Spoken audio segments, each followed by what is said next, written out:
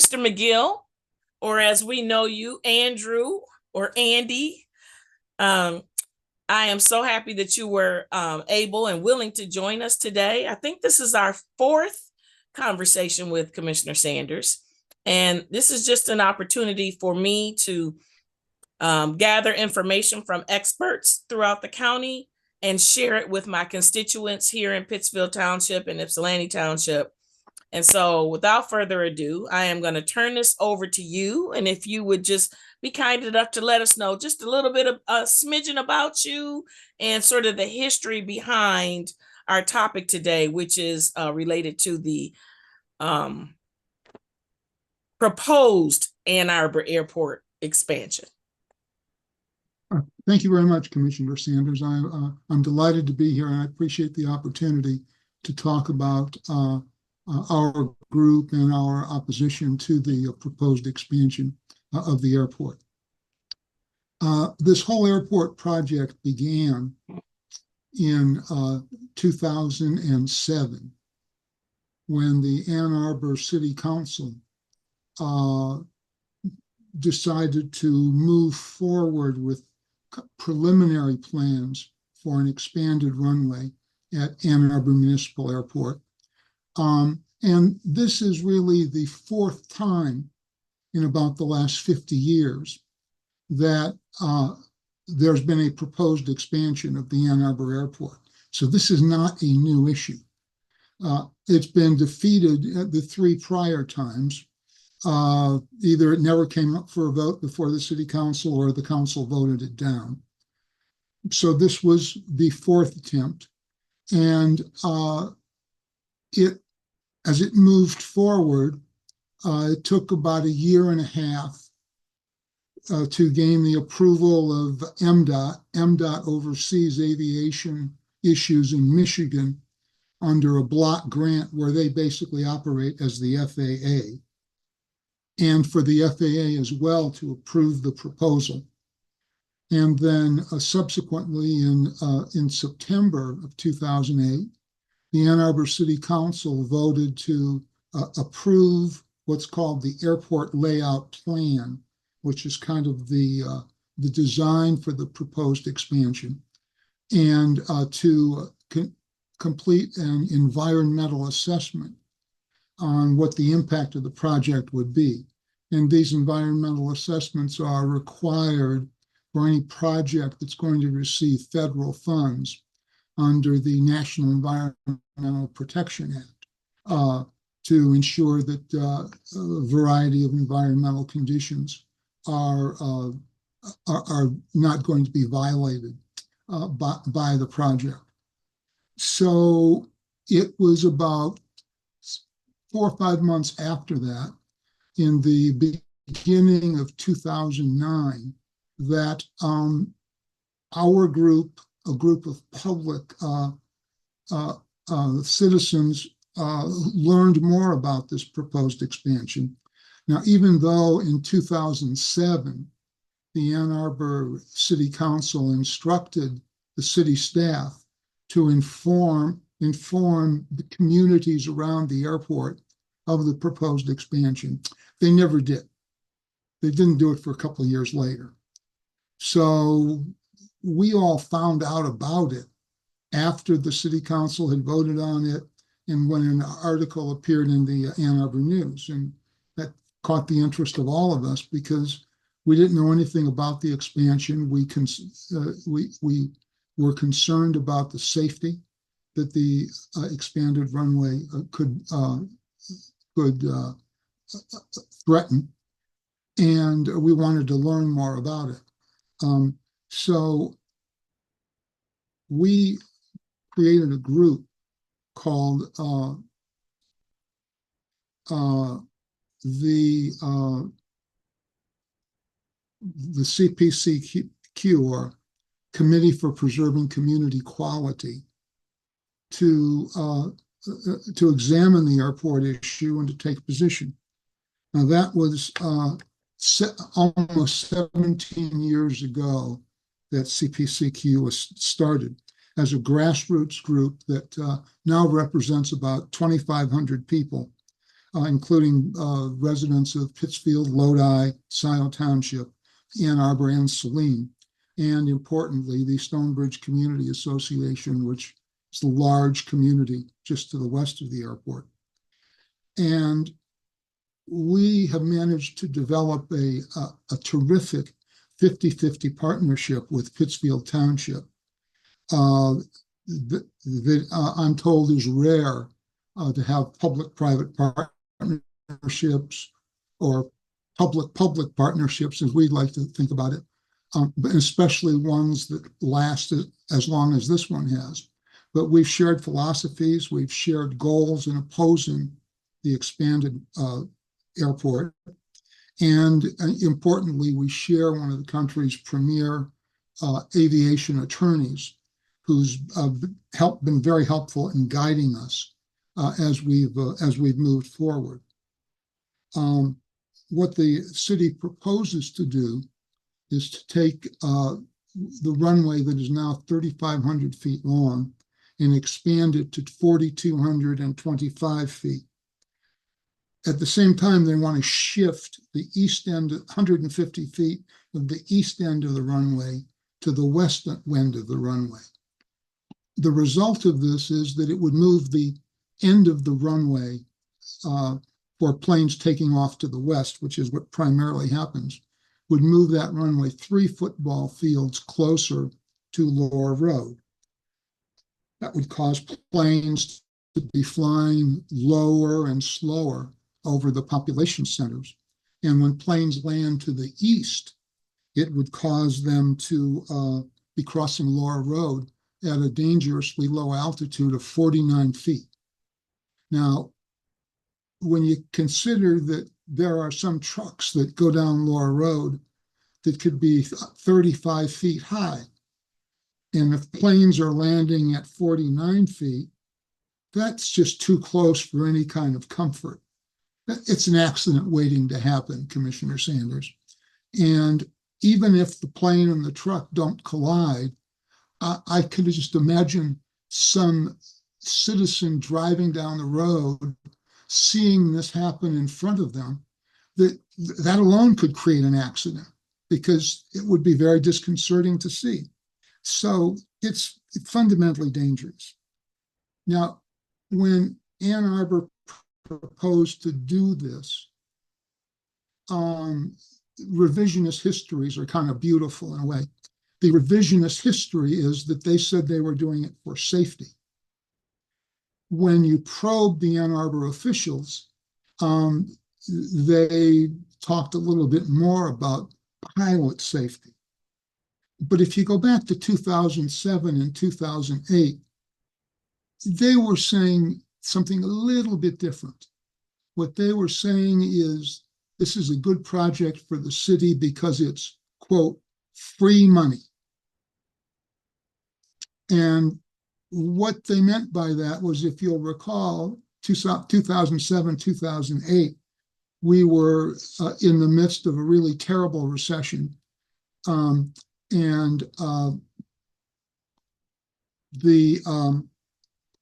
The fact that the airport expansion would be paid for by federal funds primarily was seen as, quote, free money, let's take advantage of it. Let's find a reason to do this.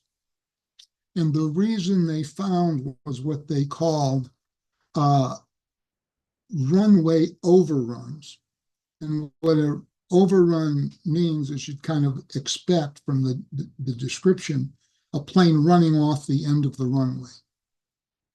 And they said there had been 11 of those in the last prior 10 years. Well, that's not exactly accurate, because while there were planes that ran off the ends of the runways, there were 4 that went off the sides of the runways. Those technically aren't overruns. Those are actually called runway excursions.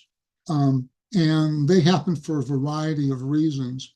One of the primary things that happens at the Ann Arbor Airport is student pilots learn to fly. And they do this by doing oftentimes what they call touch and goes. They take off, they go around in a circle, they come back, they land. Once they touch down, they accelerate again and take off again. Well, when the plane lands, it's actually really just uh, the plane comes over the runway and they shut down the engines. The propellers still moving, but it's not powered. And so the plane really becomes a glider and it just glides down onto the runway, and that's how it lands. But then when you accelerate full throttle right away, it produces an amazing amount of thrust. And that goes in the direction, that moves in the direction that the propeller is spinning, usually clockwise. So it tends to move planes off to the right. And if you combine that with some wind and an inexperienced student pilot, it's relatively easy to go off the end of the runway. And actually, if you want to keep going down the runway to take off again, you have to actually do a correction that they call crabbing, where you actually turn a little bit more to the left. You're not really turning to go straight because you're compensating for that wind and propeller effect. So you go down the runway with not precisely straight, but you turn to the left to make the accommodation. So there were 4 that kind of went off the sides of the runway. That left 7, of which 4 were pretty inconsequential. They just went off the end of the runway by a foot or 2 and broke a runway light. Or in one case, there was some maintenance going on and they forgot to put up a maintenance sign. And by the time the pilot realized that he went a few feet off the runway. Now, there were 3 that were significant, where in most cases, pilots landed too fast or too far down the runway, and they went off the runway by a few feet. Again, not a large amount. So was there some, in fact, runway overruns? Yes. And were at least a couple of them significant? Sure. And the argument the city made was, so we're going to expand the runway so this doesn't happen again. The FAA's response to that was, yeah, we don't agree. We think if you expanded the runway, the condition could in many ways have been worse. So they were always at odds from the very beginning about that. The one thing that's interesting that it was that in that 10-year period where these small number of overruns took place, there were about 975,000 operations. An operation is a takeoff or a landing at the airport between 1998 and 2008. And what's interesting is that in the period from 2009 to 2024, there have been almost 1,100,000 operations, and there have been no overruns. So the problem has largely become self-correcting. The one overrun, which is actually the 12th, that they never tell anybody about because it's in many ways the scariest, was a plane landing to the east. This happened in 2005. And the throttle got stuck. And so they couldn't stop the plane. It went off the end of the runway, across State Road, into the field behind the marathon station, and only stopped when it crashed into a tree. Now, this was 20 years ago, 2005. There wasn't a lot of traffic on State Road in those days. If an incident like that were to happen today, where State Road is hugely busy, it would be disastrous. And if the city wants to really provide for safety, this is a problem they would fix not the stuff at the end of the opposite end of the runway, because this is an accident that could really harm people. But they don't talk about this one because it's not consistent with what the people who run the airport want to accomplish. So we've kind of moved forward in opposing the expansion.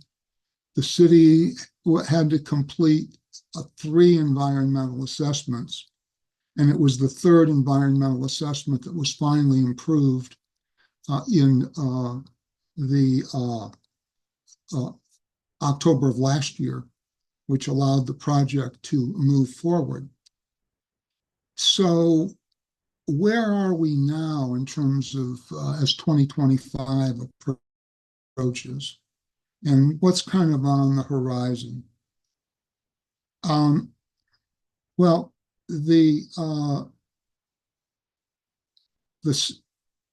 project itself will have been, by the new year, the project will have been in place for about 20 years.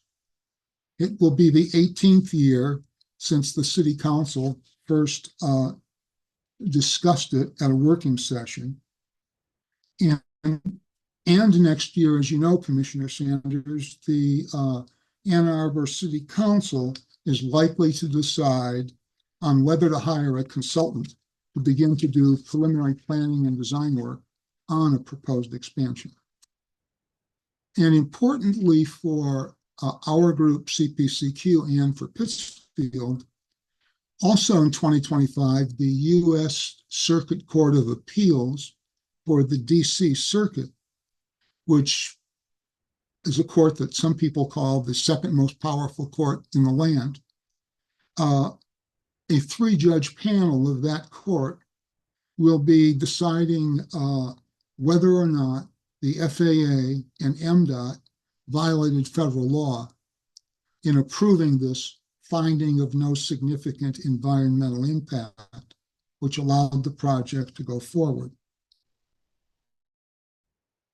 If the DC Circuit, and this is based on an appeal that was brought by CPCQ and Pittsfield, if the DC Circuit decides to vacate the approval of the FONSI, and we expect that that is what will happen because of the numerous violations of federal law that have taken place, Ann Arbor taxpayers could be on the hook for however much money they spend on a consultant if they indeed vote to hire a consultant, because those funds would need to be repaid to the federal government.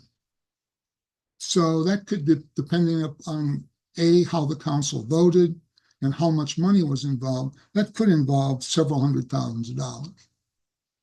So it's not, and were that to happen, then the city would have to decide whether it wanted to complete yet a 4th environmental assessment, having already spent well over $1 million on environmental assessments.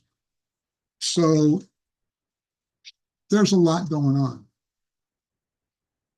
Now, people will often ask, and you've been in meetings at Pittsfield and elsewhere where I've spoken, people often ask, well, what do you object to? What's the issue? And there are really 6 issues. The first one involves safety. So whereas the city originally said they were concerned about pilot safety, our concern is the safety of everybody. Not only pilots, but pilots and everyone who lives around the airport as well. And we're concerned that by the city's own omission, by the city's own admission, jet traffic will increase tenfold if the runway is expanded to about 3,650 operations a year. That's about 10 times more than now. And it would increase to over 1,000 operations within the first year. That's troublesome for a couple of reasons. The first is, as you know, the area is proliferated with Canada geese. And as Captain Sully taught us in New York, Canada geese and jet engines do not get along well. And so that raises the level of risk. And when when you move the runway 3 football fields closer to where people live, that presents a very challenging situation where there's almost no alternative as to what a pilot can do if they lose power. They can't turn around and go back to the airport, they'd crash. They have to, if they can find a safe place to land, obviously they will. And you may recall that uh, not long after this project began, a dozen years ago, a plane actually landed on the golf course. It's Stonebridge Golf Course when it lost power in its engines. So with these planes flying lower and slower over the population center, it poses a risk not just for people in Pittsfield, but think about planes arriving from the east and the impact on people who live in Ann Arbor. Who are the residents of the southeast corner of Ann Arbor? It's an area that's socioeconomically maybe not up to the highest levels of the rest of the city. And why would you want to subject those citizens of Ann Arbor to yet more risks and other harmful effects that I'll talk about in a minute? The second thing we object to is what aircraft noise. Now you can kind of put aircraft noise in two bundles. The one I know you hear most about as every elected official is the nuisance problem of noise. I sit on my deck and these planes fly over and I can't even carry on a conversation. You've heard that many times. We all have. I try to separate that, which I call the nuisance, from the harm. There's a harmful part of that in that aircraft noise has been shown to be extremely dangerous to people's health. There have now been more than 36 peer-reviewed studies that show that aircraft noise can cause strokes, hypertension, cardiovascular disease, dementia, cognition, sleep disturbance, depression, developmental problems in children, reading problems for children. I could go on, but it's very dangerous. And if the city doesn't particularly care about how this noise impacts people outside of Ann Arbor, their neighbors in Pittsfield, they should care about how it affects the children living in the communities we just talked about in the southeast part of the city. They're already starting out in a disadvantage. Do you want to give them an additional health disadvantage by subjecting them to aircraft noise? The city's passed an ordinance against the noise from leaf blowers because of the danger that comes from them. Well, the noise from airplanes landing is as loud or louder than leaf blowers, and it can easily be more consistent and persistent. So why would you want to subject citizens to that, whether they're citizens who live in Ann Arbor or they're citizens who live across the border in Pittsfield? It's just not a good thing to do. The third thing we object to is, even if these additional jets come, 95% of the planes that travel out of the Ann Arbor airport are going to continue to be these piston-driven, single-engine propeller planes, predominantly used in flight training, where, as we talked about, they take off, they go around in a circle, they land, they touch and go around again, usually at very low altitudes. Well, these older single-engine planes, by average age, they're about 50 years old. And as a result, they have to use leaded gasoline to power their engines. because the engines are also very old, very old. And even though leaded gas was outlawed in 1996, the one exception is for aviation. And that continues to be an exception because there are about 170,000 or so these older single engine planes. The problem with the leaded gasoline is every time the plane goes over, it produces what you could call a leaded gas rain, emissions from the plane that kind of rain down on who's ever beneath the plane. And the lower the plane is, the more concentrated that that emission is. Think about a triangle. If the plane's way up here at, say, 4,000 or 5,000 feet, it dissipates over a much larger area. If the plane's at 800 feet, it's concentrated into a very small area. So it's substantially more dangerous. Now, the EPA, in a little over a year ago, the EPA administrator issued what they called an endangerment finding, saying that leaded gas emissions could cause irreversible and lifelong health effects in children. These could be children in Pittsfield to the west of the airport. These could be children in Ann Arbor to the east of the airport. But it is seriously harmful. And because the runway extension would have planes passing lower and slower over the population center to the west of the airport, that makes the risk all the worse. Plus the fact that so many of these operations are these touch and goes.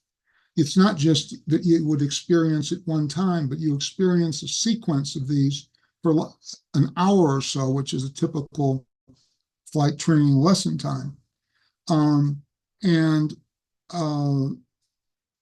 Subjecting people to serious harm. Now, this may sound like a kind of a theoretical thing to complain about until you consider that probably the best study ever done on this topic was done in Santa Clara County, California. That's in the San Jose area. And it was a 10-year study, really a remarkable study. I'm a retired U of M professor. I'm accustomed to seeing research, good research. I know how to evaluate research. This was a research of the blood samples of 17,000 children under the age of 18 who lived within a mile and a half of the airport. And the blood levels that those children had was 20% higher than children who lived a mile away. And the children who lived a mile away had a higher concentration of lead than children who lived a few miles farther away. For those children living closest to the airport, the lead levels in their blood was half that of what they found in Flint during the worst of the Flint water crisis.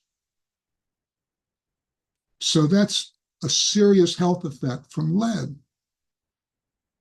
In fact, in California, in Santa Clara County, the airport there where the study took place is run by the county commission. You don't run an airport, but that county commission does. And the study was so powerful that at the next meeting of the council 2 weeks later, they voted to close the airport. And they're now unanimously, and they're now in the process of doing that because of the harmful effects it had on their children. So that's the third reason we object to the proposed expansion. It's dangerous. Fourth, our concern is about potentially lost property tax revenues to governments in the area. probably the best study done nationally on what happens when airport runway is expanded is that properties within close proximity to the airport, usually about 2.5 miles, experience a decline in property values ranging from just under 6% to just over 9%. And based on the results of that study, we conducted an analysis for just the properties located within Pittsfield Township and found that if that same thing were to occur in Ann Arbor with an expanded runway, the Ann Arbor Public Schools would lose $1.5 million a year in tax revenue. And as you know, they're already struggling trying to make up for a huge multi-million-dollar deficit. And do they want another $1.5 million loss every year on top of that? Similarly, Saline would lose $1.4 million. Pittsfield Township would lose about $850,000. And even the county would lose a little over $800,000. These numbers are probably low. So the question that a public policy person should want to know is, what are the effects of our expanding runway? And how are other governmental partners going to be impacted by it? Because these are not insignificant sums, $5 million a year collectively for those area governments. And that doesn't even count the properties located in Ann Arbor. The fifth thing we object to is the Ann Arbor Airport is what's called a municipal airport. That means the bulk of what happens there, 95% of the funding for any development stuff, it comes from federal funds. There's something called the Federal Airport and Airways Trust Fund, which always has many billions of dollars sitting in it. And while the airport interests would like to have you think that that money comes primarily from the people flying airplanes and buying aviation fuel, in reality, we contribute most of that money. Every time we buy an airplane ticket to fly someplace, there's a small tax on it. That goes into this fund. Every time you ship a FedEx package, there's a few cents, they're taxed, that go into this fund. Same with anything you buy from Amazon or anytime you ship something with the Postal Service. So the consequence of it being a municipal airport funded with federal funds is that the federal government says any pilot can land at your airport in any plane at any time they choose. You can't regulate what planes can and cannot use your airport. So that's likely going to mean substantially more late night flights, early morning flights than what we experience now, which could fundamentally change some of the sleeping habits of people who live around the airport. There'd be more noise and more disturbance. And if the more jets that would come, in many cases, they would be approaching the airport over Ann Arbor proper. And the reason for that is most airports, I could say almost all airports that accommodate jets, have what's called an instrument landing system, which means the pilot can be driven through radar and various other instruments to the end of the runway. Ann Arbor does not have that and will never have that. And the reason it can't is you need to have a 10-mile radius that's exclusive to build an ILS system. And if Ann Arbor were to do that, it would interfere with well runs. So Ann Arbor can never have an instrument landing system. It doesn't have 24-hour fire rescue. In the winter, there's no de-icing at the airport because they're concerned about protecting the water wells that provide drinking water. And there's not a 24-hour control tower. So those things combined to make the attraction of an expanded Ann Arbor runway, particularly to jets, it's extremely dangerous. And when you kind of stack up these dangers one on top of the other, the question you have to ask is, well, is it worth it? Why? What are we doing this for? And the sixth thing we object to is the risk to the water wells at the airport. As you know, there are 3 operational now. There's a proposal to sink a 4th if they can find the money for it. The wells produce about up to, it varies, but up to about 25% of the drinking water that's used in the city of Ann Arbor. And these wells could be jeopardized by the expanded runway because the impervious area over the airport where water can percolate down into the ground, substantial amounts of that would be lost to the expanded runway. In addition to which, the risk from an airplane incident on the airport, particularly if it were a jet, compounds the problem because to put out a fire with jet fuel, you have to use foam, not water, and that foam could easily percolate down into the wells and cause significant problems. I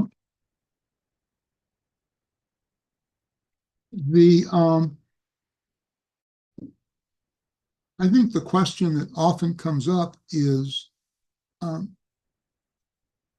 Arbor, Pittsfield Airport. The airport's wholly located in Pittsfield. Ann Arbor owns it and runs it. Do you guys talk? You're both Democrat-run governments in a Democrat-run county with people who profess to practice democracy. And even if doing that doesn't necessarily mean that you will collaborate or agree on everything, you would at least consider the other party's view. That has almost never happened in 17 years. I say almost never because once, many years ago, when Steve Kunselman was still on the Ann Arbor City Council, we were invited to come to a working session to at least explain to that council what our objections were. And I think that was very healthy. Now, as you know, the city council doesn't even hold working sessions to which the public can attend and speak. And we've never been invited to come back. We write to council members all the time. They don't say, sure, let's meet. We'd like to hear what you have to say. The one exception, and I want to give the mayor credit for that, he has met with us twice. Has expressed interest, has certainly understood what we've had to say. And I thank Mayor Taylor a lot for having taken that interest, that public interest. But no one else has shown that level of interest. And these should be common interests among common governments, Democrat-run governments, that should want the same thing. The other interesting thing is that this has been going on for 17 years, but Ann Arbor's never conducted a study, not once done a study on the health or safety effects of the proposed expansion on people living around the airport or people using the airport. Now, this is particularly interesting because the University of Michigan, great university, as we know, also houses the premier actuarial science program in the country. These kinds of things are what actuaries figure out all the time. It would not be hard to find somebody who could do a first-rate study.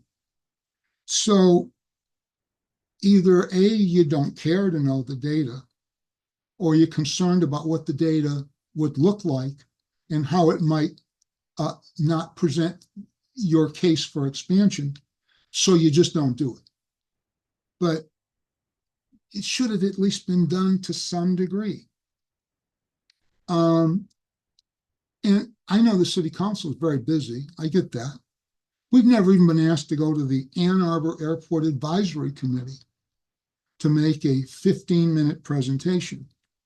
And as you know, my wife and colleague, Kathy Wunderlich, attends all of these Ann Arbor Airport Advisory Committee meetings for 17 years. They meet 6 times a year.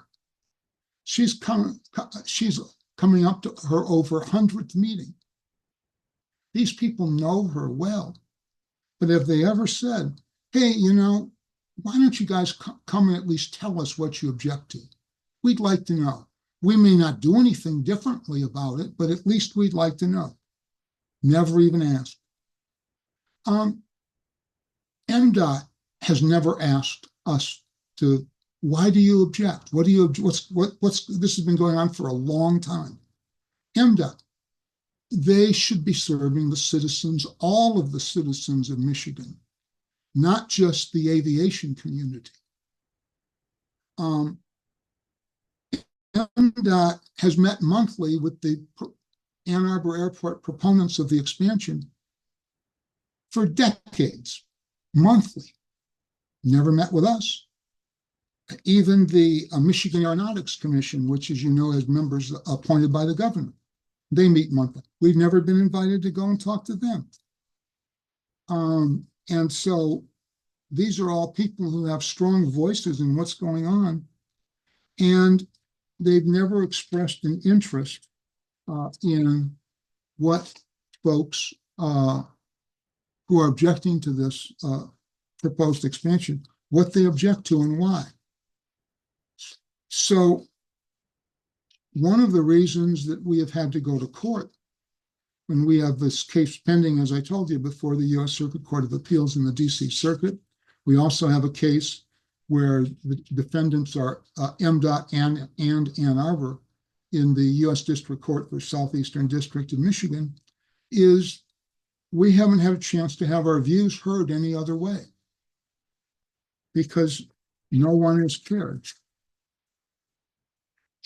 Now, since I've talked about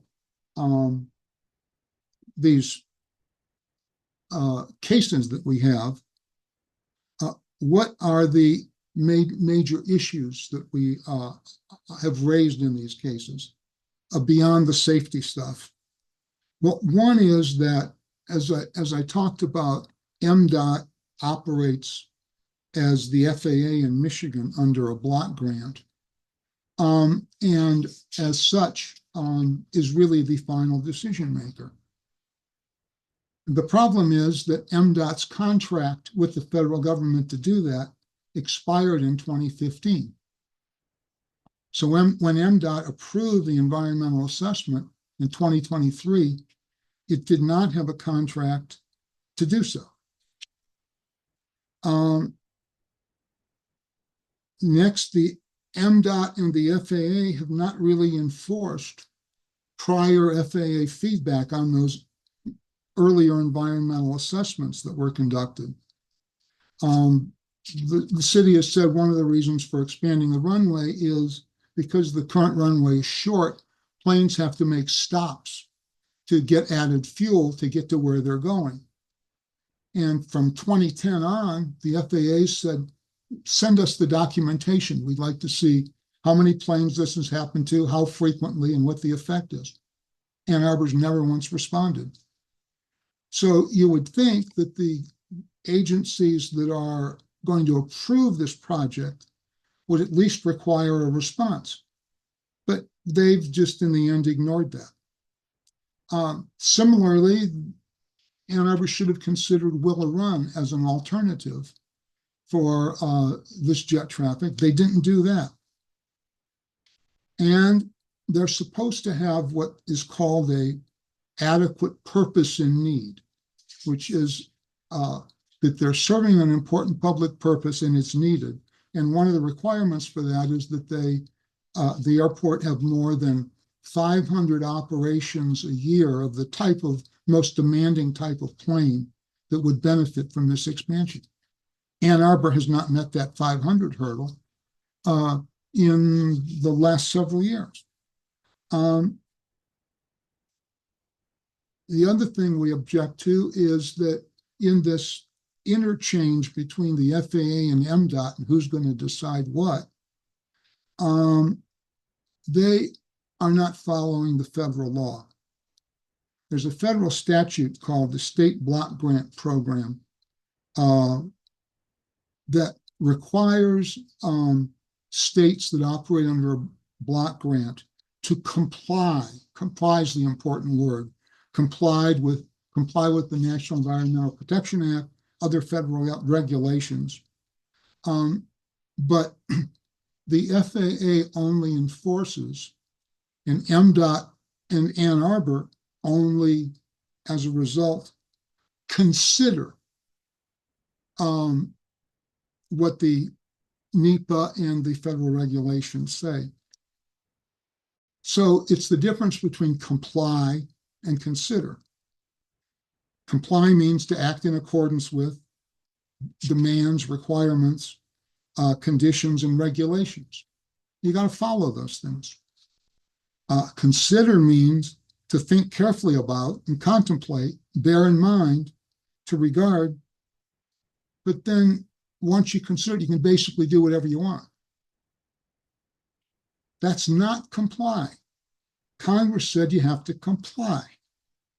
And Congress expects federal agencies to enforce the laws that it passes, not to reinterpret and dilute them. And as the Supreme Court said last year in one case, the Congress says what it means and means what it says.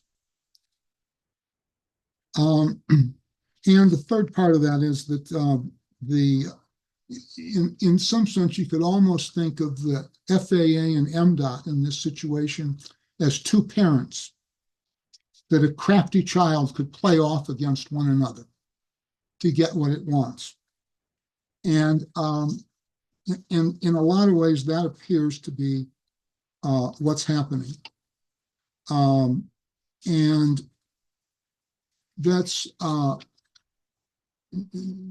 not a good outcome and not a proper outcome. Why should your constituents care? If they don't live around the airport, why should they care?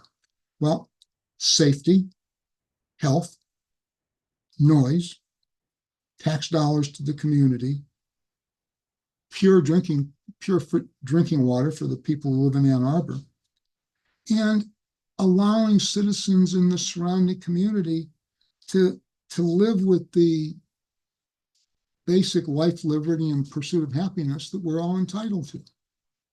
And that Ann Arbor should not be subjecting citizens in its neighboring community to conditions worse than they will permit their own citizens to live with.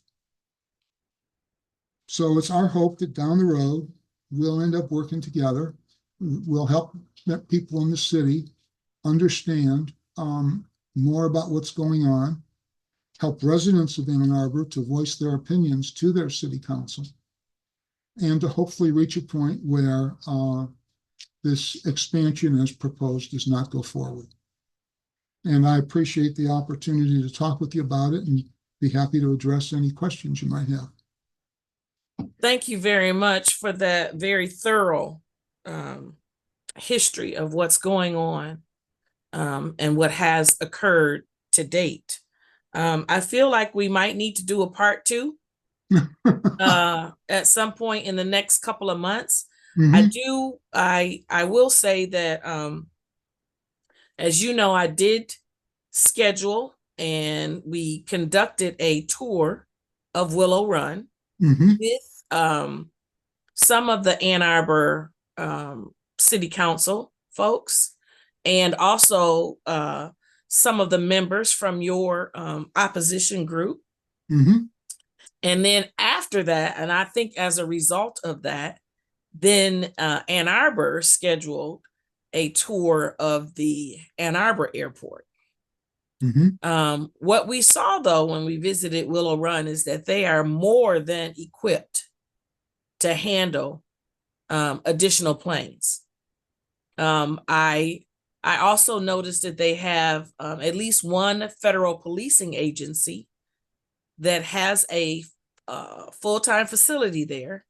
And I've said often that I'm always curious, how do you regulate and how do you know what people are actually flying into a municipal airport when you don't have police on site, you don't have dogs on site, so you just don't know what kind of Mm-hmm. illegal, things could be on those planes that we would never know about.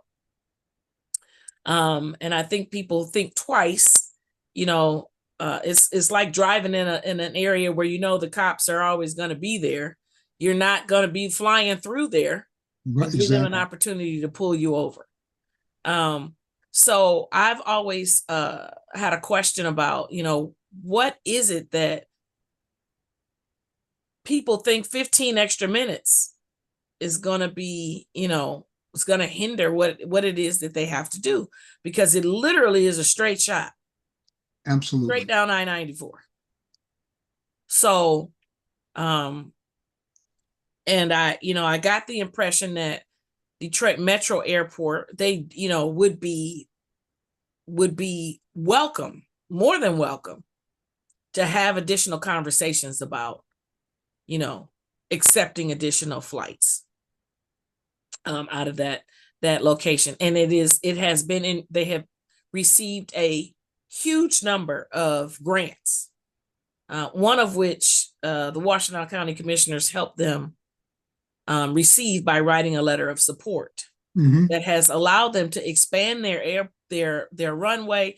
It is completely different than the view people had of that airport 10 years ago, when Kalita was the only thing keeping them alive. Mm-hmm. So I would hope that we would be able to utilize that interest in that possibility to push back. After the Well, public comment occurred at Pittsfield Township about 2 months ago, I got a call immediately the next day from one of the state representatives, letting me know that Ann Arbor City Council had decided that they would not hear or take any action on this expansion until sometime the end of 2025. mm-hmm. Um, I think maybe that might have something to do with the fact that the employee that was championing it left the city. But regardless, I thought it was interesting, because at that meeting, what I kind of said to my constituents was, we might have to do this the old-fashioned way. Neighbors, loved ones, and friends that live in the city of Ann Arbor. And maybe this needs to be a ground game instead of us trying to go at the top to the officials, because what we know is that elected officials listen to their voters. And if they are going to their neighbors and saying, if you wouldn't want it in your neighborhood, why would you want it in mine? And based on that, we've begun to do more more informational sessions with the residents of Ann Arbor. You've seen some of our people walking around at informational sessions wearing bright yellow shirts, Mm-hmm. talking about opposing Mm-hmm. the expansion. You've seen the yellow signs around. Yes, I have. And a lot of several residents of Ann Arbor have put them in their lawns. So we're actively building on your suggestion Mm-hmm. to inform the people in Ann Arbor what's going on here, and to get them to take a proactive view. Mm-hmm.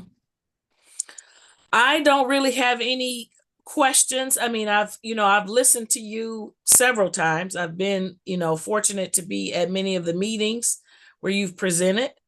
We've talked by email, we've talked by phone. You know that I'm here to support you in any way. I didn't make any promises to you because I couldn't, but I believe I've kept my promises in terms of at least, being able to tour the airport in Willow Run. I attended the tour of the Ann Arbor Airport, and as someone that frequents that area, I'm a Costco kind of gal, um, and Kohl's, and I have constituents and friends that live in Stonebridge and in that surrounding area. Um, it's not safe. Right. I've literally actually visited a new development that I'm so surprised is actually being built, $500,000 townhomes. And I was there an hour and I must have counted about 10 planes that were flying over loud and close, because it's less than, that development is less than a mile from the airport. And I even asked them, have you not gotten inquiry? Have people who come out to look at these $500,000 properties not expressed any concern about these loud planes flying over top? And they said no, but I just can't imagine that someone would spend that kind of money knowing that you're going to have this ongoing disruption every day. Right. I agree with you. I agree with you. I thank you for all of your support, Commissioner Sanders, and look forward to our continued work together. And anytime it would be beneficial to you and your constituents for us to have a continuing session, I'd be honored to do it. Absolutely. So I'll reach out to you sometime earlier in the next year, in the first quarter, and perhaps we can do a revisit. Just so we can keep the constituents up to date, because they can watch these recordings at their leisure, as opposed to trying to reschedule, time to be at a particular meeting. I look forward to that. Okay. Thank you so much. I really appreciate it. And I appreciate all of your effort, because Lord knows I know this is volunteer work and this is from the heart. And that is the hardest work that we do. Yeah, indeed. So thank you so much, Andrew. Thank you very much, Commissioner Sanders.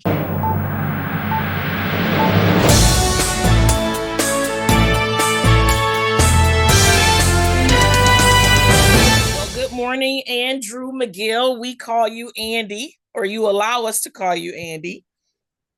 I am so appreciative of you taking the time out for a second time. So, I'm assuming people know who I am, but I should say, I am Caroline Sanders, the commissioner for District 4, which represents all of Pittsfield Township and a small portion of Ypsilanti Township.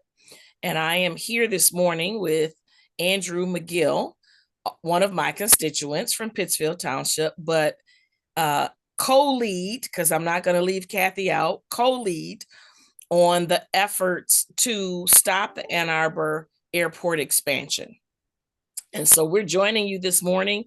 We actually did this about 2 weeks ago and we didn't record it. So Andrew has come back on so that we could do it again. We had a good time the first time and we'll have a good time this time. But we've got Andy on here so that he can share with us the celebration and the update on what has occurred with the Ann Arbor expansion. And so, Andy, I'm going to turn it over to you. Thank you very much, Commissioner Sanders, and we very much appreciate you and your efforts to help communicate the issues that have been going on all these many years regarding the airport. The good news that we have to share today, which came in the form of a wonderful Christmas present for us all, was that on Monday, December 2nd, at its regular meeting, the Ann Arbor City Council was considering a couple of critical resolutions about moving forward with the airport expansion. The first of the resolutions would have accepted a grant for a whole bunch of money from MDOT to move forward with the planning and design work on an expanded primary runway at the Ann Arbor Municipal Airport. And the second resolution would have then awarded most of those funds to a contractor to actually do that work. And I'm delighted to report that on both of the resolutions, the Ann Arbor City Council voted 8-3 against moving forward with the project. And while we were thrilled with this vote on the part of the Ann Arbor Council, it was even more meaningful to us to hear the explanations that council members gave prior to their votes about why they would be voting the way that they did. And I think let me start with Mayor Taylor and say that in my opinion, he was absolutely eloquent in describing why he would be voting against both of these resolutions. And what he said was that the FAA has already said that the current Ann Arbor Airport is safe, and if it were not, the FAA would have closed it. The mayor has said that he has heard very little, if any, support for an expanded runway by his constituents who are residents of Ann Arbor, and much opposition, and in dramatic vocal opposition opposing the expansion from the neighboring communities and the people living around the airport. And he said, based on that, that he would be opposing the project. Other members of the council spoke similarly, but also, I think, in a kind of a wonderful opening to regional cooperation and collaboration, talked about much more the need for working together among the communities within Washtenaw County, taking a regional approach to issues like this, rather than each individual community operating as a kind of its own independent fiefdom, as maybe they have done in the past, with little concern for what their neighboring communities had to say about a particular project. And I think this offers a bright light in terms of what the future of Washtenaw County might look like, in terms of our governments and their leaders working much more collaboratively to resolve community issues, broad community issues, on a cross-governmental basis, rather than it being whoever's the biggest government in the room kind of taking over. And I thought that the vocal support of this more collaborative regional approach was in many ways, while we were thrilled with the vote, that greater collaboration may be the bigger long-term takeaway from the whole city council meeting, because I think that it could reflect a great positive way moving forward. I agree with you, and I was to say I was elated is an understatement. I remember our initial conversations, I don't know, almost 4 years ago. And the ask, I mean, I've said this publicly. I've really only had two major asks from my constituents. One was help with the stopping the airport expansion, and the other was, drainage issues. And the Mhm. drainage issues are way above my head. That's a state level sort of thing. I did still advocate, but when it came to the Ann Arbor Airport expansion, I just remember after we had our conversation, literally saying a prayer and saying, I don't know how I'm going to do this. This is huge. And they've been doing this for years. So, but I did endeavor to reach out to some of the Ann Arbor Council people that I knew or had relationships with, and set up the tour of the Willow Run and invited them, and some of I've invited you and some of your constituents as well. And I thought that was a well-attended visit slash tour of that facility. And then from that, the Ann Arbor, some of the Ann Arbor Council people organized a tour of the Ann Arbor Airport for those, same participants. And so that was helpful in that sometimes you need to see it, to really grasp it, because Willow Run has just changed so dramatically. I mean, it was, limping along for decades. And it was just a completely different place when we went on the tour. But even being able to have conversations, I would see the mayor out, and I didn't accost him, but I would take the opportunity to have a conversation with him and try and lobby when I could. And I would say that Councilman Radina was the one person, and he was really the one that kind of really stayed in touch with me, although Councilman Watson did as well. But Radina was really communicating with me and letting me know that he was, actively working on trying to, sway the vote. Because I think the last time it was close, it was like 5-4, or it was almost tied. And so I really appreciated those efforts and him keeping in touch with me. I didn't have to run after him. He was, giving me periodic updates, and then closer, he let me know that they were going to be discussing it. I felt that it was best that I not attend. You just don't want to, usurp other people's authority. Right. And there, but I can't tell you how excited I was. I mean, I'm not responsible.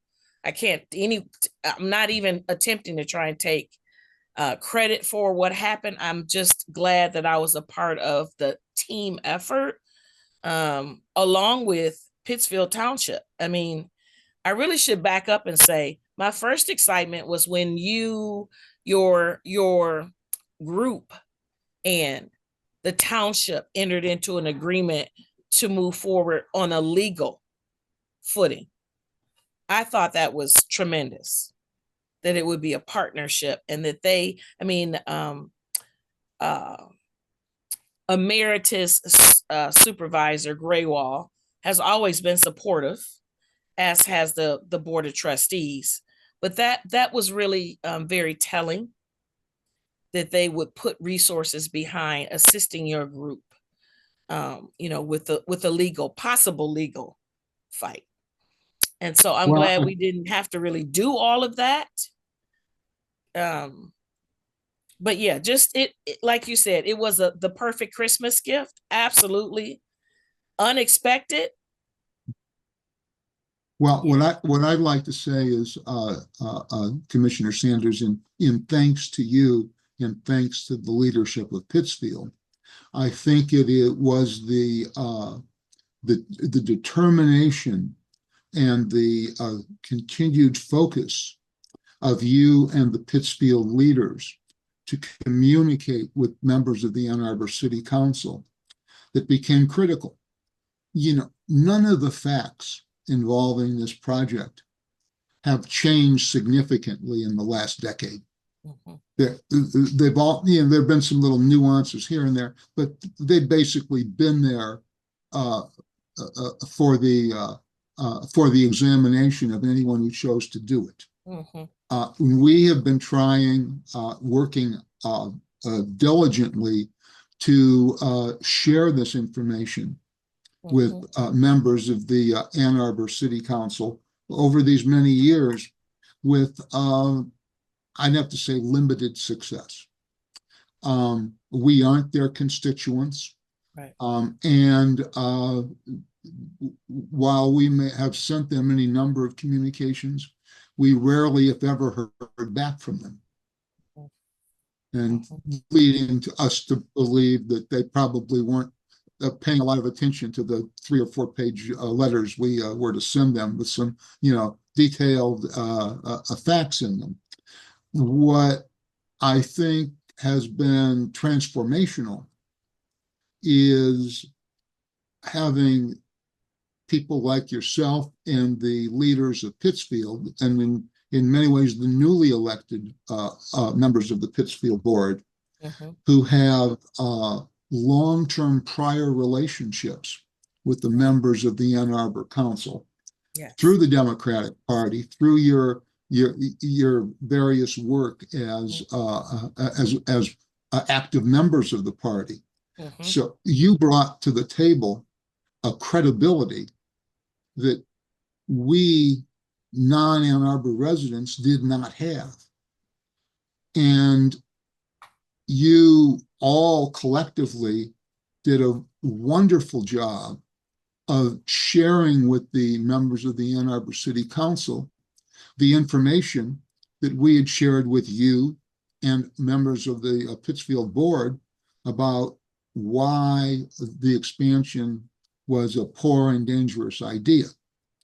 And incrementally, kind of one item at a time, I think that members of the Ann Arbor City Council began to, leading with Council Member Radina, began to see the proposal not as a bunch of complaining neighbors, but something of substance that deserved their attention. And I think as you were able to help them frame it and understand the key elements, I think it played a critical role in what happened. Mhm.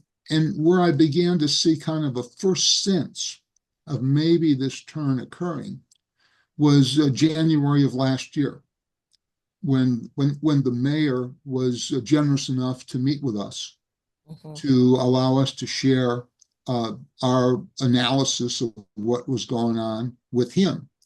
And he's always been very cordial. It was actually the second time in the course of this project that he had met with us and was willing to discuss the issue with us.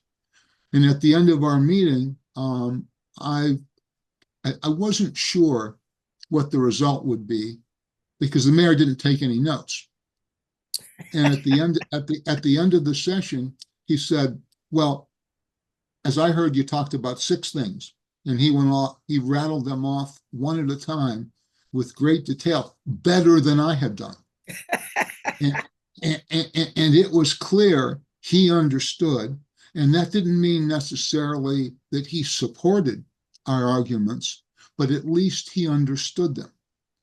And all we ever asked, and I think all we could legitimately ever ask of an elected official, is that they heard and understood our arguments. Mhm. How they then chose to vote was really up to them serving their constituents. So long as we got a fair hearing, Right. as opposed to the airport dominating things so much in Mhm. terms of its slanted point of view in our constellation of the facts practically being ignored. So long as that became balanced, that was all we could have ever asked for. Right.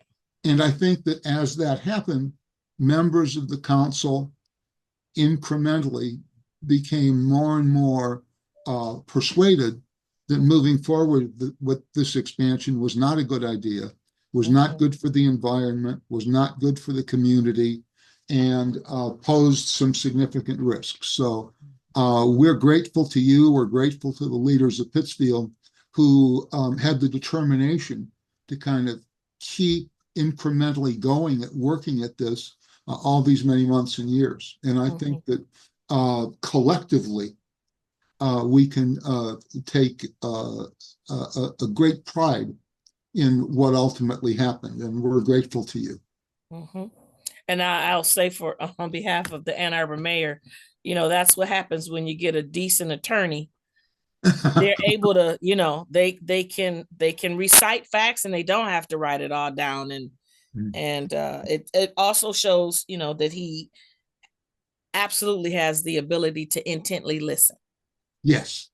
And even as important, that he cared.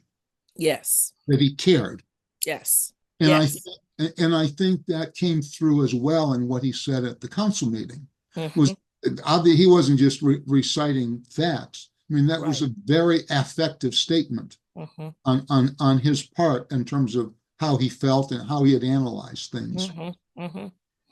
And I think, I think that an 8-3 vote is resounding. Yes. To go from, sort of, we're not sure, it's almost at a tiebreaker sort of thing, to 8-3. I think that is resounding.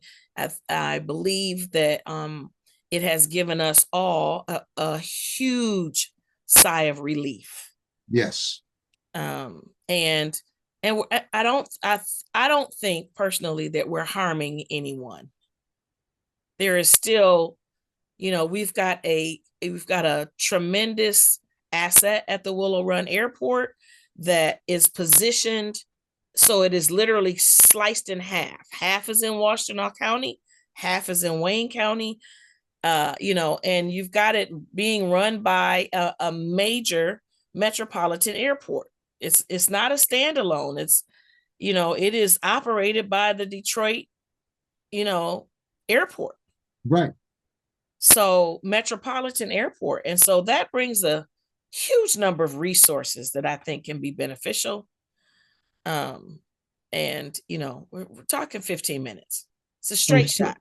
Yeah. And I think that evident of that has been the recent announcements from Congresswoman Dingell of the significant awards that have been made to Willow Run for further expansion. And this wasn't just a one-off, but one in a long series of these federal commitments to improve the airport.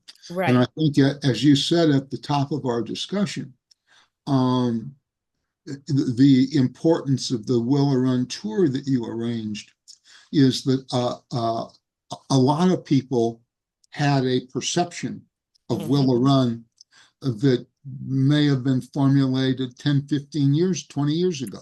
Right. And the Willow Run of today is vastly different. Absolutely, it is. It's bustling. Yeah, yes. It's bustling.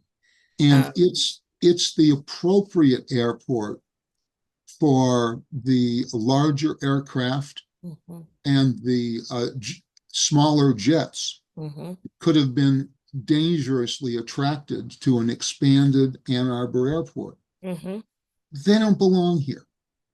They belong at Willow Run. Willow Run has a 24-hour 365 control tower, has 24/7 fire rescue on site. You can use de-icing there in the winter. It has a federal police agency on site. Yeah, it has an instrument landing system for to be used in poor weather or even good weather, but it's essential in poor weather. None of those things exist in the Ann Arbor Airport, and it never could. So it's inherently safer. It's dramatically more equipped for these larger planes. And Ann Arbor was designed as an airport for primarily small single engine, Mhm. Mhm. uh, propeller driven aircraft. And it should stay with that mission. We don't oppose the airport. Mhm. We don't oppose the Ann Arbor Airport at all. What we opposed was the expansion of the Ann Right. Arbor Airport.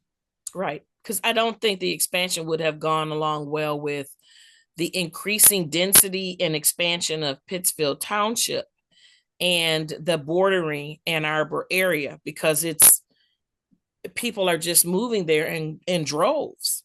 And Absolutely. the two would not be able to, they wouldn't be able to coexist together when you've got increased traffic, and increased living space.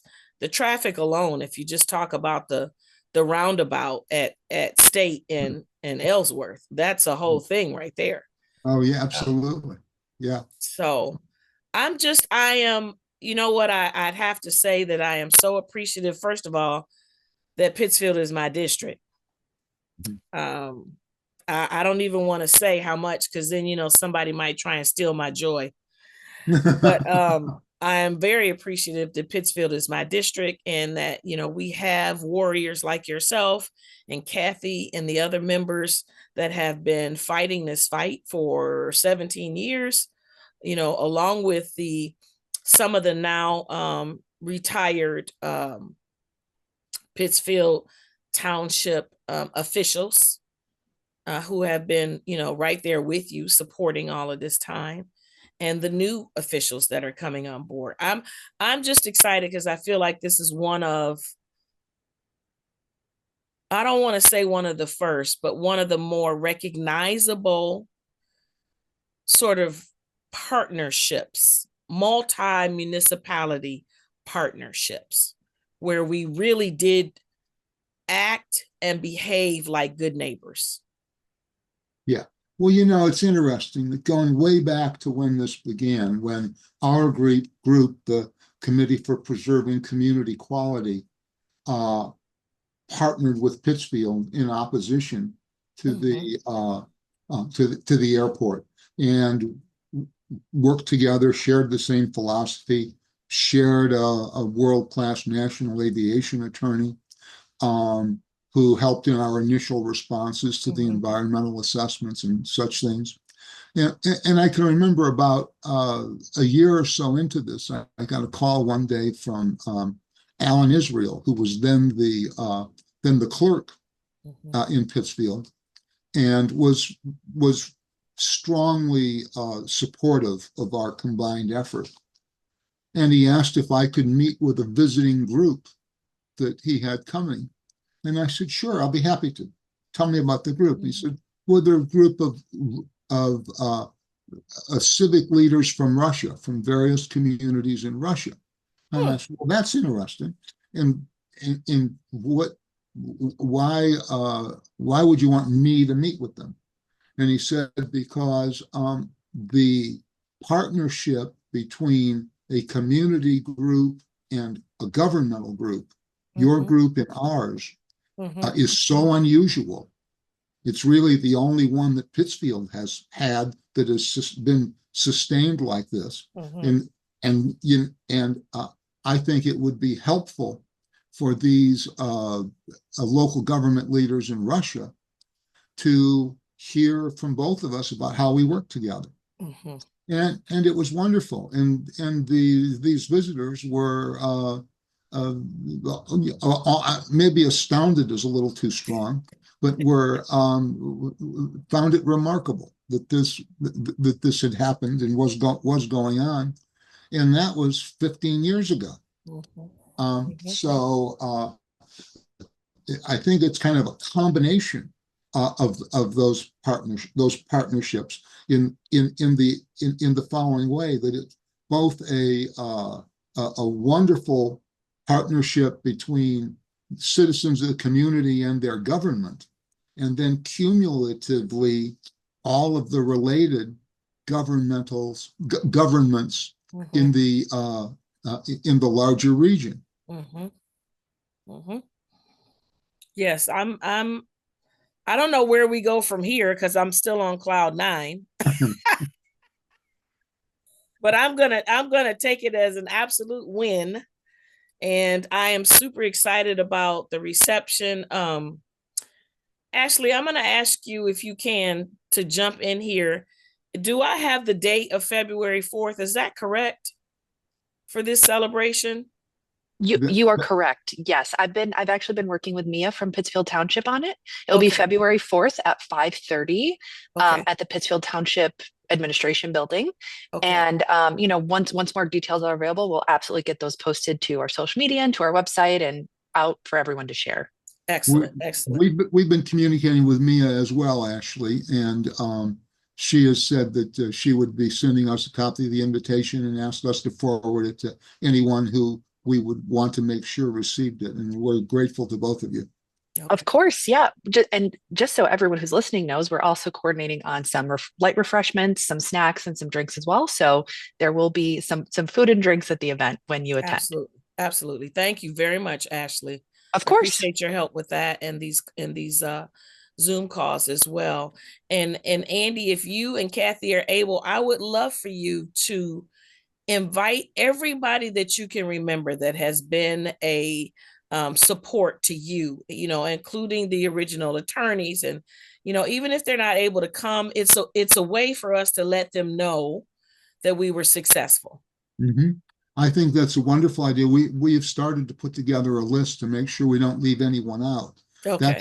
That's the big thing that we don't want to do is inadvertently forget someone Yeah. who uh, who has been critical of the project over the years. So Kathy and I have been working on that, and we will definitely forward the invitation to all those people. Okay. Well, I'm looking forward to seeing you all again in person. So I can get a hug. I'll give you a virtual hug right now. There we go. I really appreciate you as my constituent and giving me an opportunity to try and help you without because you could have been difficult about it, right? Even though I've said yes from day one, right? I think that you understood because you've been in the fight so long that we couldn't just wave a magic wand and make this happen. But I think that you understood that I was working on your behalf and that I was sincere in, saying, I'm going to try, I'll do my best. Well, No promises. we knew that all along, and it became obvious to us from the beginning that this was likely going to be a fairly long fight. Mhm. How long we would have never imagined 17 Mhm. years when we began, but certainly a long fight.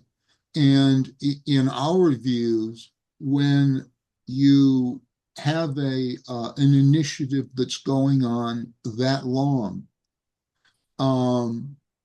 yelling and screaming doesn't, in the long term, help anything.